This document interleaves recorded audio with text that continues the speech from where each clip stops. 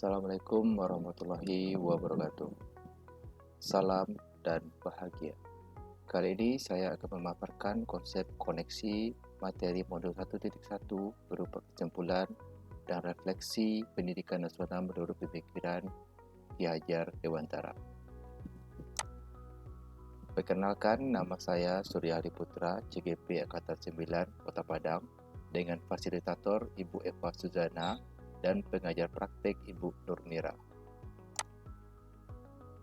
Pada kesempatan kali ini, saya akan menjabarkan materi terkait kesimpulan dan refleksi pemikiran Ki Hajar Dewantara dalam konteks filosofi pendidikan nasional.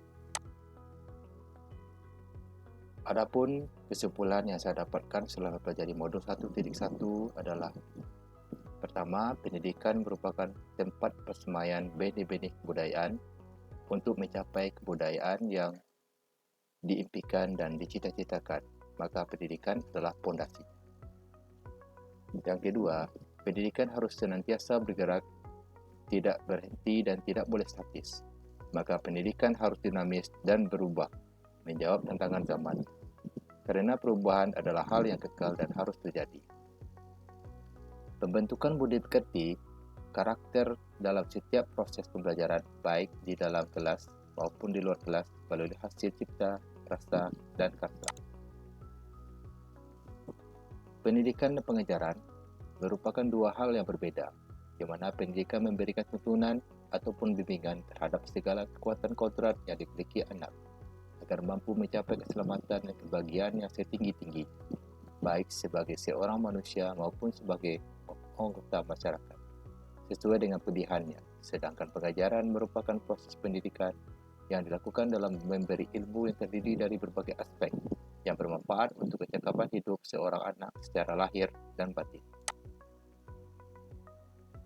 Prinsip pendidikan dan pengajaran mesti memperhatikan kodrat keadaan, yaitu kodrat alam dan kodrat tamak.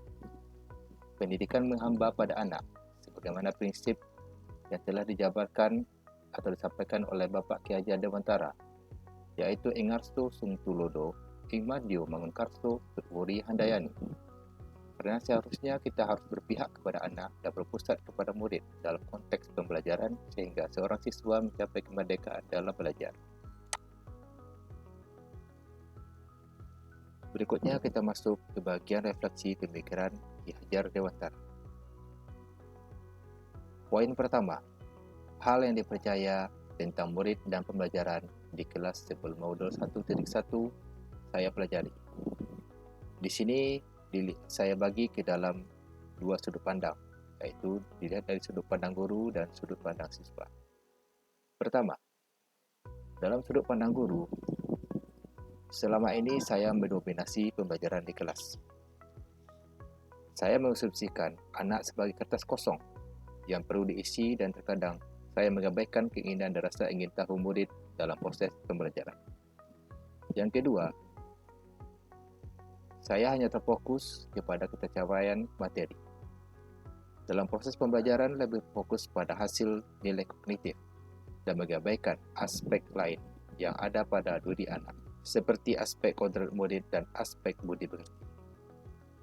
Yang ketiga, saya kurang memberi ruang kepada peserta didik dalam hal tanya jawab. Selama ini, murid hanya dianggap atau saya anggap sebagai objek yang harus menuruti apa yang dijelaskan oleh guru, dan guru cenderung mentransfer ilmu dengan metode ceramah sehingga kelas terlihat membosankan. Dan terakhir, guru jarang memberikan respon umpan balik dalam kegiatan pembelajaran.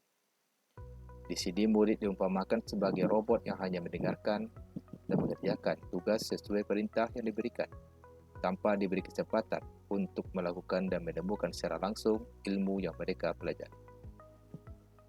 Nah, dilihat dari sudut pandang siswa terkait dengan apa yang telah dijabarkan tadi, maka hasil yang dilihat atau didapat adalah rendahnya motivasi siswa saat proses pembelajaran berlangsung, malas dan kurang semangat saat mengerjakan tugas yang diberikan. Masih adanya budaya mencontek dan mengerjakan tugas saat ujian berlangsung. Poin yang kedua, dalam refleksi pemikiran Ki Hajar Dewantara, yaitu hal yang berubah dari pemikiran dan perilaku setelah mempelajari modul 1.1. Setelah saya mendalami dan mempelajari modul 1.1, serta refleksi diri tentang pemikiran Ki Hajar Dewantara, saya sadar apa yang saya lakukan ini tidaklah tepat. Pertama, pembelajaran yang diberikan haruslah menyeluruh. Sebenarnya dalam konteks pembelajaran, saya harus memberikan secara menyeluruh, baik itu dari segi kognitif, afektif, psikomotor, sosial budaya, dan spiritual. Yang kedua, pendidikan dan pengajaran sejatinya adalah menuntun, bukan menuntut.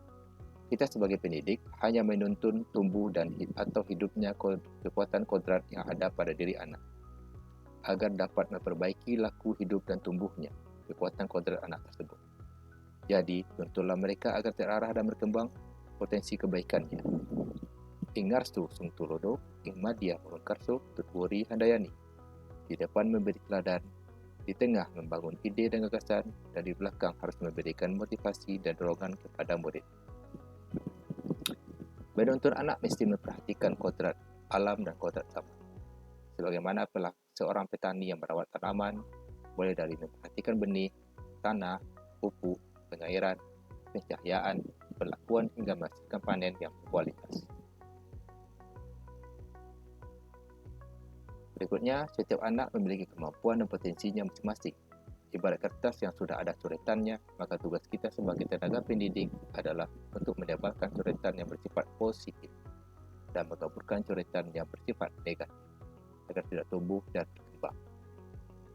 Menghamba kepada anak bermaksud untuk mencapai pembelajaran yang berpihak pada anak untuk menciptakan kemerdekaan dalam belajar melalui kreativitas dan inovasi seorang pendidik, sehingga pembelajaran akan menarik dan menyenangkan. Poin yang ketiga, dalam refleksi pemikiran Ki Hajar Dewantara, yaitu strategi yang bisa segera diterapkan agar telah mencerminkan pemikiran Ki Hajar Dewantara.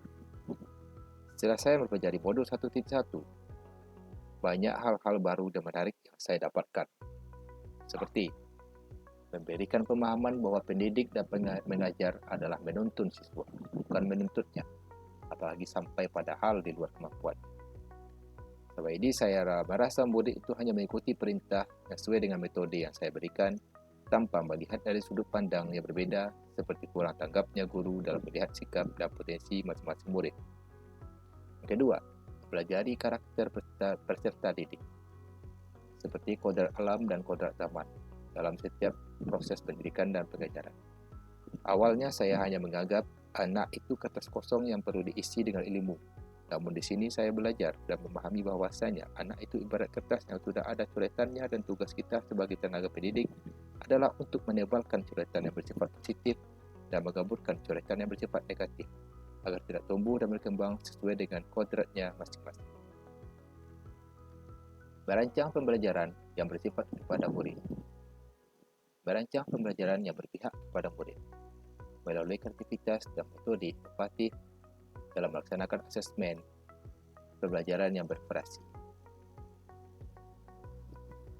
Adapun harapan bersama bagi kita sebagai tenaga pendidik untuk murid atau untuk siswa kita adalah: pertama, guru dan murid berkolaborasi untuk menginisiasi atau menciptakan kedalaman rasa takjub dan kasmaran spiritual, intelektual, dan sosial untuk mencapai keselamatan dan kebahagiaan sebagai manusia.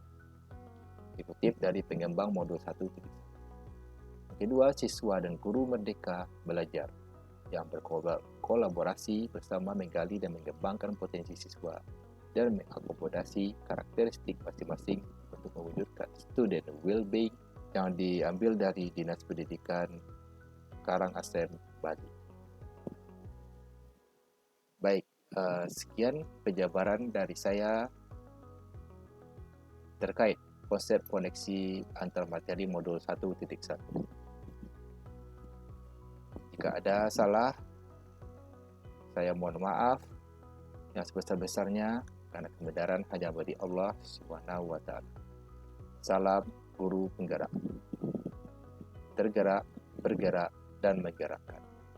Assalamualaikum warahmatullahi wabarakatuh. wabarakatuh.